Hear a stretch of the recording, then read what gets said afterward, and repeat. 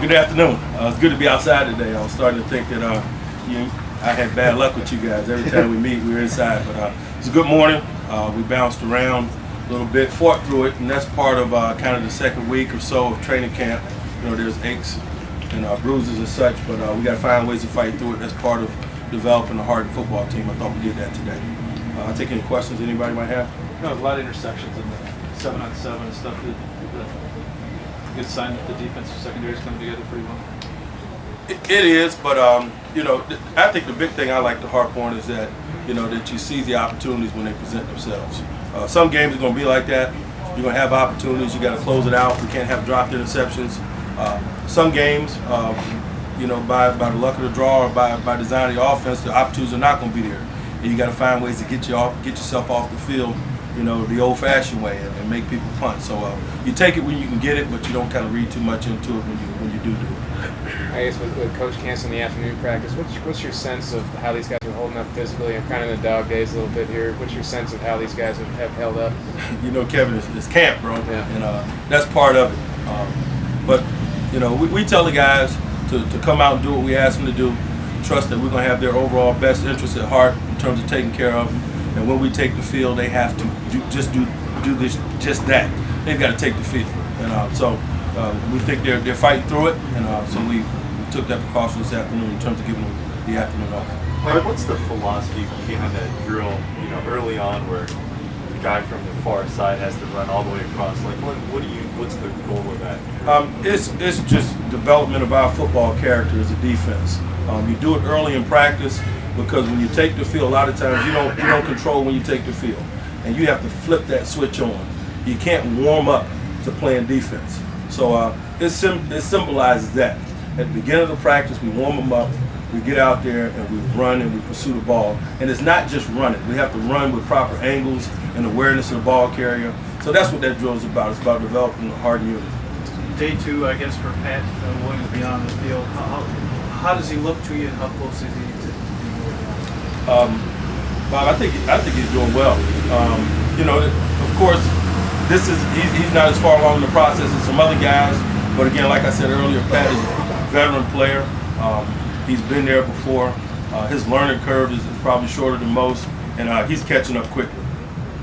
Can you talk about how EJ's been knocking some people around what you've seen from him? He's doing some good things, and we all know what he's capable of. And he's really just at that point in his career where he needs to step up and distinguish himself. We've had frank discussions in that regard.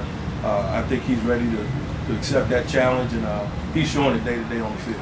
When you look at the linebackers as a whole, do you see a pretty interchangeable group, or will it be clear-cut? It is going to be an interchangeable group in that we've got guys that understand the entire scheme, and that's a must. If you're going to do your job and do it extremely fast in this defense, you have to know what people around you are doing.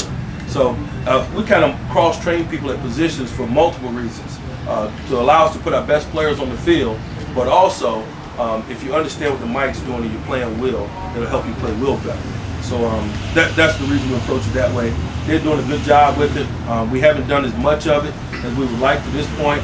We want to zero guys in, get them ready to play football here on Monday night, and you'll see more rotations there next week after we give them an opportunity to play. How sharp are we doing, and do you expect them back tomorrow, Mike? Darren, he said out. It's day to day.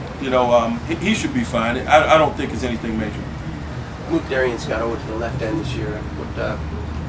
How's this game progressing so far, would you say? Darian Scott is doing some really nice things. He's a powerful guy, and he's more athletic than you think he is, or you might think he is.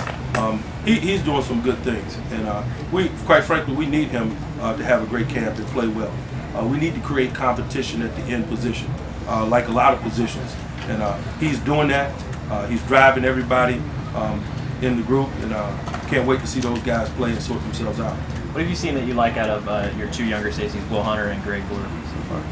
They're eliminating mistakes, and I think that's the important thing when you're in the position that they're in. You acknowledge that there's going to be some mistakes. You don't necessarily like it, but you acknowledge that it's going to happen. But they're not making the same mistake twice for the most part, and that's part of the process for a young guy, particularly at the safety position, because it just goes with being in that position. They have to be right. How quickly has Dwight picked up the, where he left off, basically with you in Tampa, defense-wise? Pretty darn quick, to be honest with you. He's the same guy. Remember, and even better in some areas. Just his game is maturing. The snaps that he's logged as a professional, he's starting to use it. He knows what he's looking at when he gets pre-snap clues. He's communicating with others better than he has during our relationship in the past. And it's probably just the nature of his role within the group. The last time we worked together, he was playing with guys like Rondy Barber and Brian Kelly, and he was kind of the young dog, as they say. And so I like that element of what he's doing. He's communicating with others well. You have Tony back for a couple of days now. What does he show you? Really just beginning to scratch the surface with him. He's an athletic guy, but until he gets the details of what we ask him to do, it's going to be hard to evaluate him. But he's working his tail off trying to catch up. He's still in Coach Woods at every opportunity in the classroom, and all it's going to take is that and more snaps out there. Then we'll have an understanding of what he's capable of. What kind of camp is Lieber having? Ben is doing some good things. He's been really solid. Ben is a guy that we have been rolling around positionally because he is so sharp, and we haven't held him back in that regard. So pleased with what he's been doing. You can tell that he's a veteran, and he's doing some really good things. In your coaching staff, you guys have the opportunity to have some younger guys that are maybe came from college or area, whatever. How's it working in terms of having 2 or 3 guys with positions, and does that help you sort of in drills and just instruction and more sort of tempo on the field? Yeah, it's going well, and it's to me it's not necessarily about the number of guys.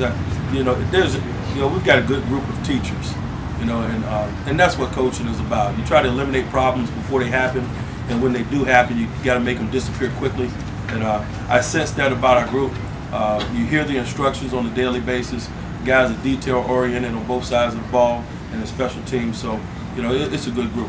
I don't want to overblow it, but does it help to have extra sets of eyes out there watching during practice on a daily basis? Oh, sure, no doubt. Kyle McKenzie, young linebacker of Minnesota, he had an interception today. Is he pushing anyone for a chance for this team? Well, that's kind of a rebound morning for him. We've been giving Kyle kind of a hard time. It was a dog day for him yesterday. It was good to see that he made that play. And there's going to be those kind of days for a young guy, particularly in his position, with some guys battling and things in front of him. But he's game every day he comes out there, and he made a nice play today. How's the defensive line looking as a whole?